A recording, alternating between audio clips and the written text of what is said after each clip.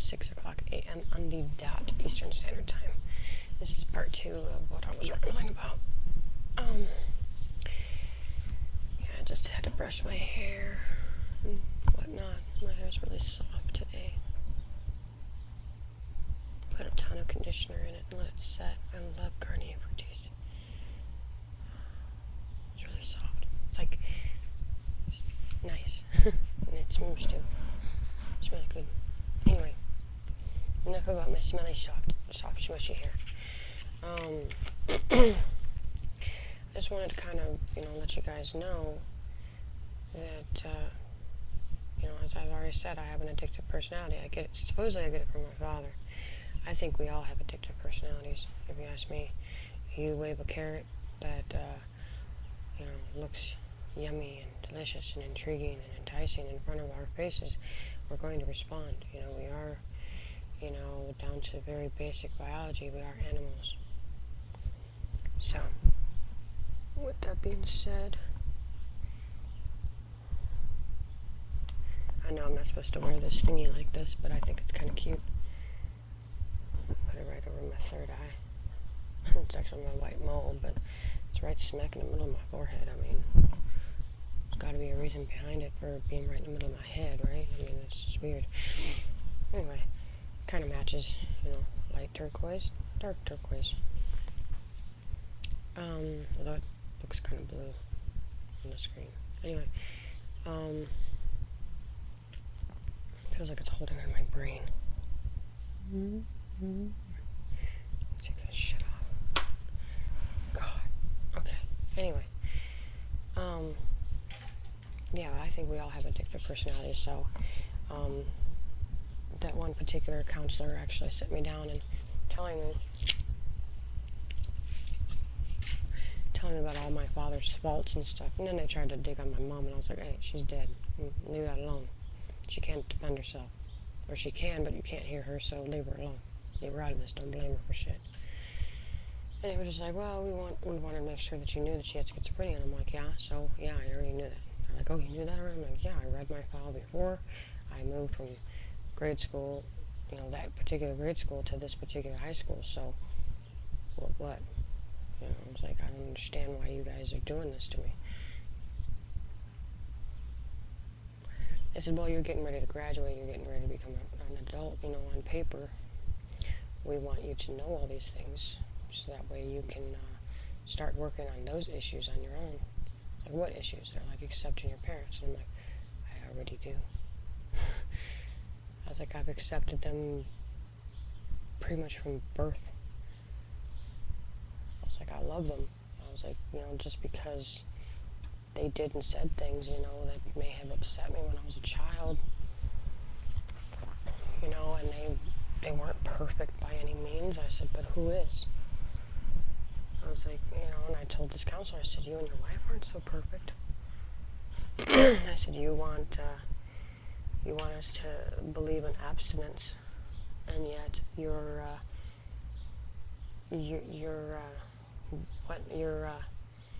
you've been married 8 years and your daughter's 9 years old.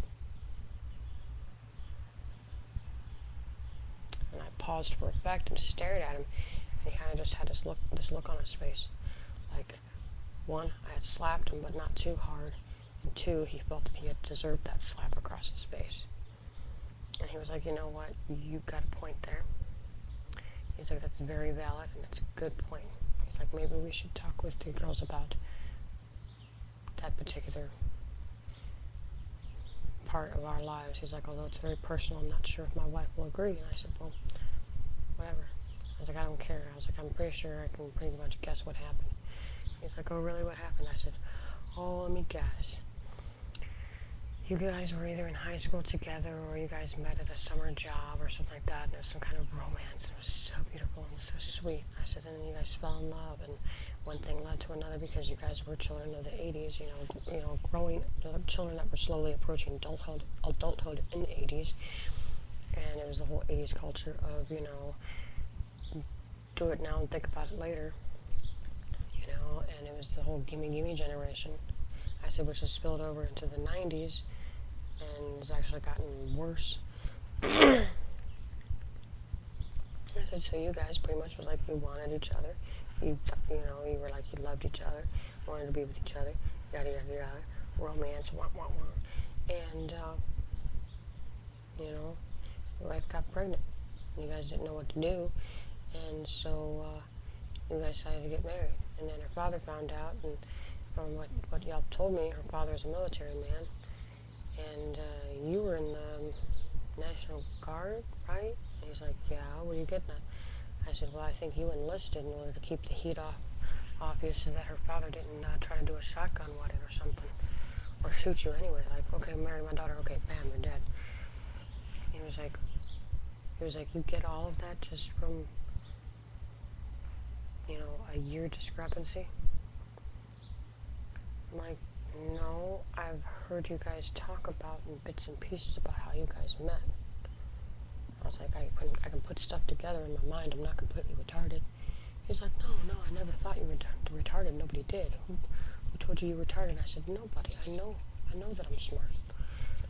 I was like, I just get tired of being treated like I'm freaking naive.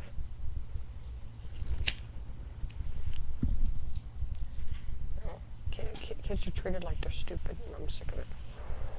I don't treat my children like they're stupid at all. I treat them like they're individuals that have their own individual thoughts and feelings, and their thoughts and feelings are just as valid as mine. However, I have to make sure that they understand that I'm not their friend, I'm their parent. Anyway, enough rambling about that stuff. I want to talk about video games now. I love video games. Okay, I grew up on the N64, where that was like that was the video game console of that particular area of the 90s. Was the early 90s and whatnot. And I have an N64 here because I figure if my kids are gonna get hooked on video games, they're gonna get hooked on the same shit that I did. Super Mario Brothers, which finding a used cartridge of Super Mario Brothers is like pulling teeth, I swear. You can find them, but they're usually really expensive because they're collector items. But I used to play Super Mario Brothers, I used to play Tetris, I used to play Duck Hunt. Duck Hunt was fun. I actually liked shooting imaginary ducks. Maybe that makes me dangerous. Just kidding. God, I believe in the right to bear arms. It's just no guns in my household. Not until my kids are older, and that's just my stance. Some kids, they're raised upright, and they learn how to fire a gun at an early age. That's how their parents decided to raise them. They turned out just fine. Cool. However, it's one of our inalienable rights, is the right to defend ourselves, the right to bear arms. And, I have a problem with it.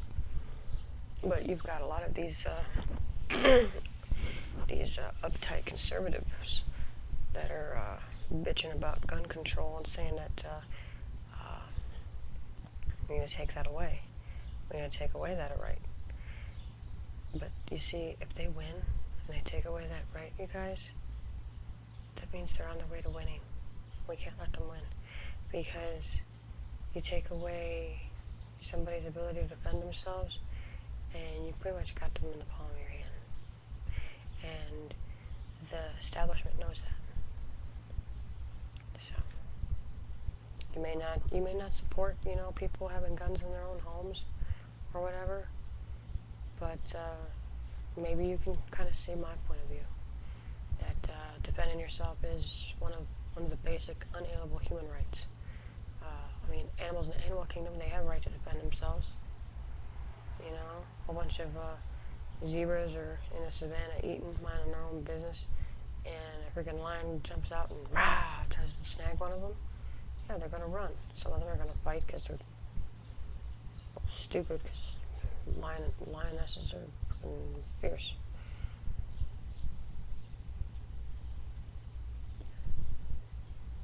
But, they're going to try to fight back, and that's their right. That's their right as an animal. They have the right to defend themselves. They will most likely lose, depending on whether or not they're bigger, stronger, faster, whatever, you know, whatever defense mechanism they have, fight or flight. I am digressing so much all over the place. It shows how tired I am. It's 10 after 6. But I wanted to let you guys know that video games in of themselves, not a bad thing. Computer graphics, computer technology, you know, video games as a means of enjoyment, of relaxation, or something to do, to participate with, to make friends, to, you know, socialize, because we are social critters. There's nothing wrong with that at all. It's when you allow video games to start to control your life, and that's all you do, is do nothing but play video games all day, every day, all day long. That's where I have trouble with in my own life. Now, if you choose to live your life like that, more power to you. I still love you to pieces, and there ain't nothing wrong with you. However, my whole escape is the internet. It's pretty much the same thing. It's a virtual world with virtual data, virtual information, virtual people. You know, it's kind of like a video game. You know, so that's my addiction, is the internet. Got exposed to it in 1998 and haven't looked back since. And, you know, it's causing my life to suffer a little bit because Butthead over here plays his Final Fantasy or watches his movies or does whatever on his computer all day, every day. You know, my advice, if anybody's asking, my point is you find something that you enjoy.